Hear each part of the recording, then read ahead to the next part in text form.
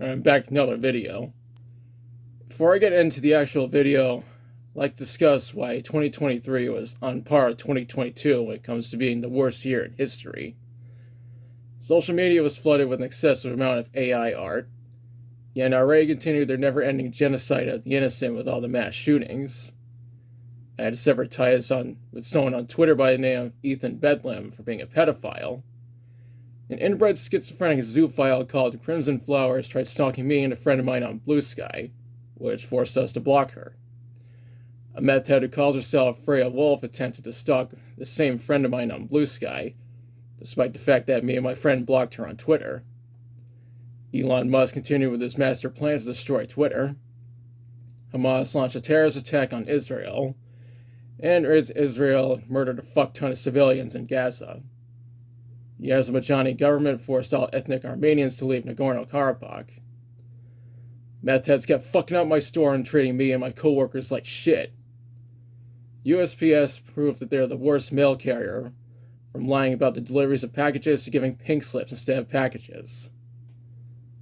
However, not everything that happened in 2023 was bad, because there are some good things that happened. Henry Kissinger died on my birthday. Romania selected the F-35 for their Air Force. The Belgian Air Force received their first F-35 as an early Christmas gift. Trump was removed from the ballots in Colorado and Maine. And Blue Sky is on the rise, becoming a replacement for Twitter. However, the best thing about 2023 is that we got some really good music released throughout the year. Of course, I had to make a list of what I think are the best albums of 2023. Studio, live, and compilation albums are eligible, along with EPs, even though only one EP will be featured. However, this will be the first time I'll include both a soundtrack and a greatest hits album.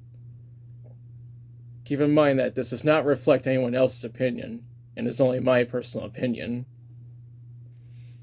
Number 26, Life is But a Dream by Avenged Sevenfold. This album is pretty experimental given the fact that these guys ventured into avant-garde metal this time around. I just don't understand why people don't like Avenged Sevenfold. To me, their music ranges from okay to even pretty good. This album is in the pretty good category.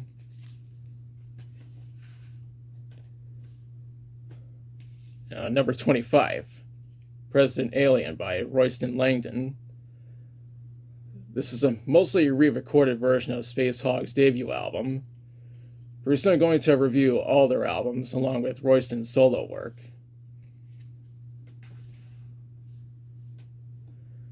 Number 24, Somewhere Between the Power Lines and Palm Trees by Dogstar. This is essentially the comeback album from Dogstar, in their first album in nearly 25 years. I don't know if they'll make any more music after this, but here's hoping that they do, because I really like their music.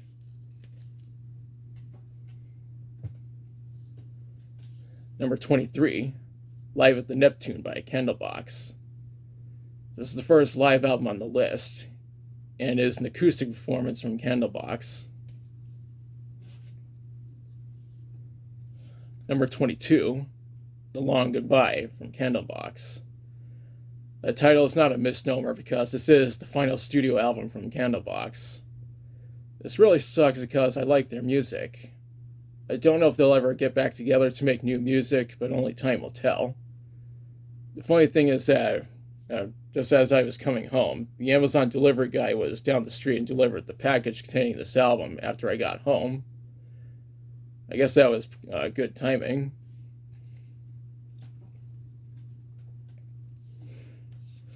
Number 21, Remember, You Must Die by Suicide Silence. I just started listening to this band early in 2023. Over the course of a few months, I would end up getting a hold of all their albums, including their debut EP. I know this isn't the band's best work, but it is enjoyable for what it is. Number 20, Good Night, God Bless, I Love You, Delete by Crosses. Back when I reviewed Permanent Radiant over a year ago, I said that EP was essentially an appetizer for a full album. This is that full album. And the second to last song even features Robert Smith, and that is fucking awesome.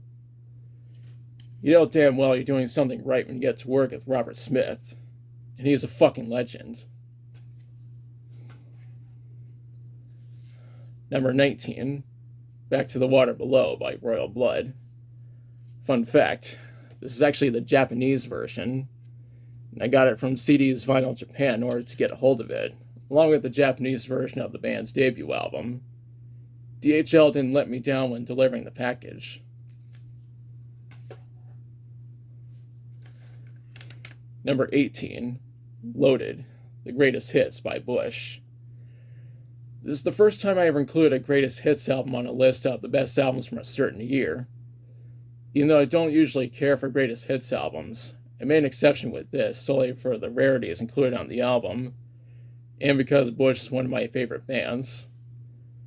My friend Tony even said that Bullet Holes and This Is War are his favorite Bush songs. Yeah, both those songs are on here, which is a big bonus.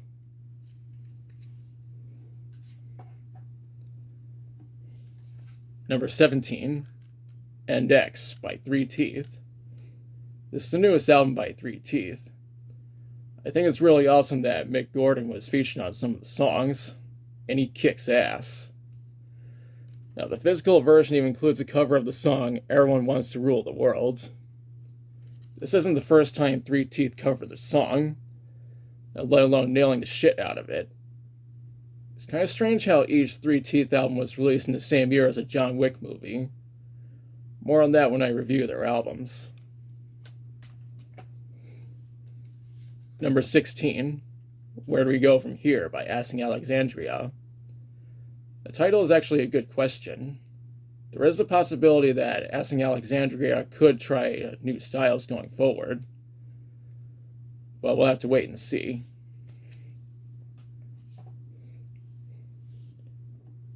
Number 15, Meteora, 20th Anniversary Edition by Linkin Park. I may be cheating by including this on the list since Meteora originally came out in 2003.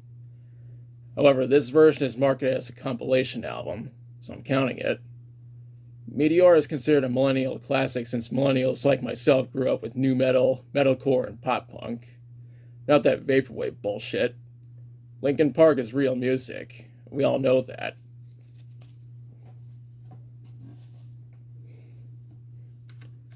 Number 14, Tomorrow Never Comes by Rancid. This is the first Rancid album in 6 years, and I think the wait was worth it.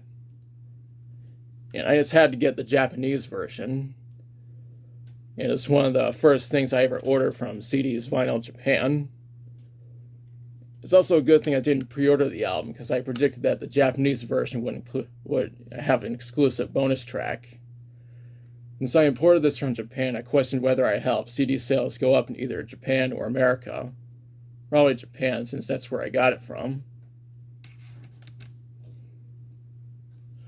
Number 13, The Future Never Waits by Hawkwind. Fun fact, I had just started listening to Hawkwind in 2023, and I was surprised that those guys are still making music to this very day. The song Rama and the Prophecy sold me on this album. Supposedly they have a new album coming in 2024, and I can't wait to hear that.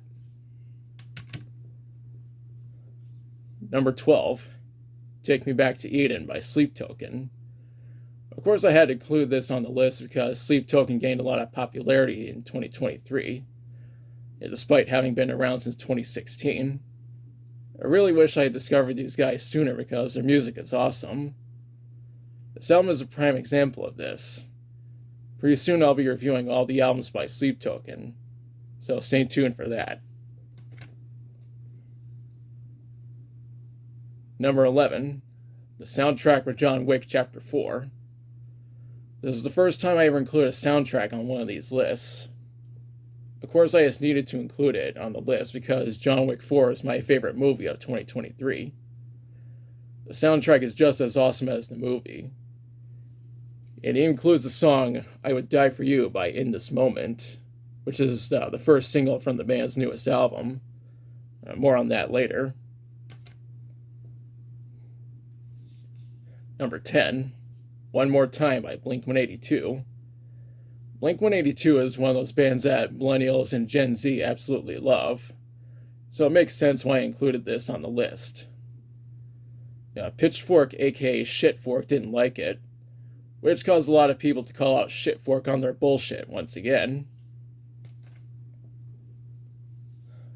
Number 9, 72 Seasons by Metallica.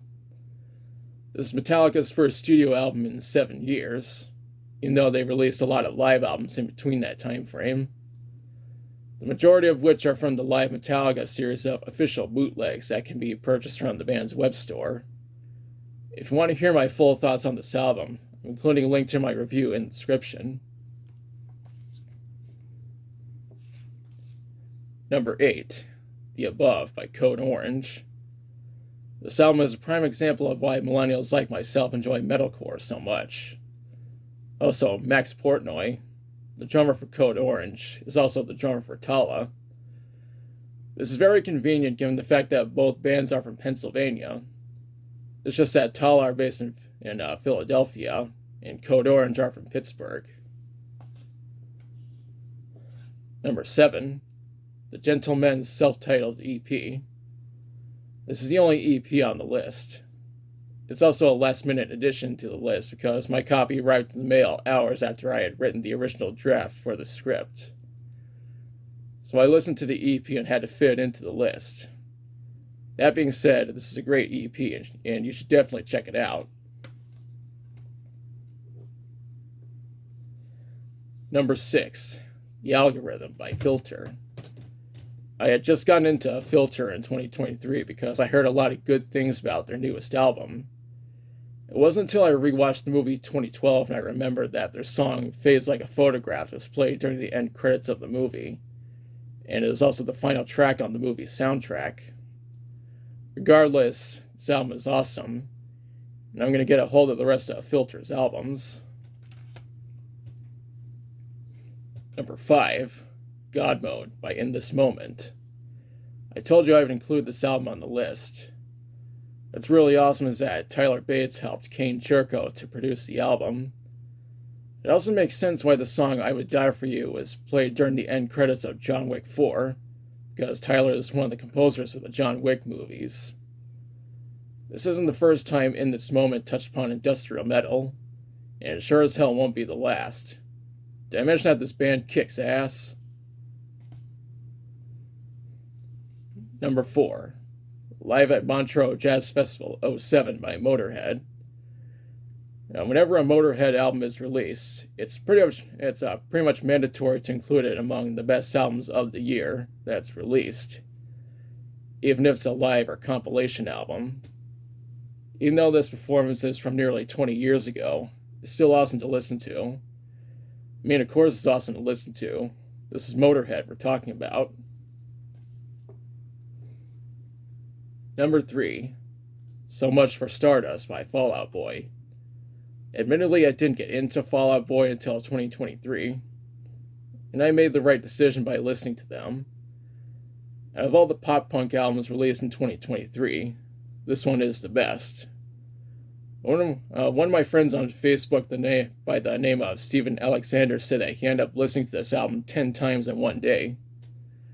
On top of that, El Supersonic Q ended up buying the album on vinyl. We're almost at the end, and the second best album of 2023 is But Here We Are by Foo Fighters. I listened to this album several times last year, and I couldn't help but find it to be even better than Sonic Highways. I read that Dave Grohl played drums on this album since Taylor Hawkins sadly passed away at the young age of 50 back in March 2022. Foo Fighters dedicated this album to Taylor and to Virginia Grohl. Honestly, it is a great tribute, and I think Josh Freese is a worthy successor to Taylor Hawkins. This is a god-tier album, but there is one 2023 album I think is even better. This is it. My number 1 pick for the best album of 2023 is, without a doubt, Memento Mori by Depeche Mode. It was really a toss-up between this and But Here We Are. Similar to Foo Fighters, Depeche Mode dedicated this album to Andy Fletcher, who sadly passed away at the young age of 60 during that fucking nightmare that was 2022. It's a very fitting tribute, and this album is one of the best synth-pop albums I ever listened to. It's so fantastic that I bought 2 copies, one for my dad and one for myself. The song Ghost Again is what I think is the best song of 2023, and not just the best song from this album. And those are my picks for the best albums of 2023. I know that didn't include the new albums by Rolling Stones, Paramore, and Immortal on the list, and I apologize for that. I know that there are new albums by Art of Anarchy, Scott Stapp, Green Day, and Bring Me the Horizon coming out in 2024, and I'm definitely looking forward to hearing those. Now's the part where I question you. What are your picks of the best albums of 2023? What do you think of my picks of the best albums of 2023? What albums are you looking forward to in 2024? Let me know in the comments. If you liked the video, be sure to like, share, and subscribe. Be sure to press the notification bell to notify of future videos. Thanks for watching. I'll be back soon with another video.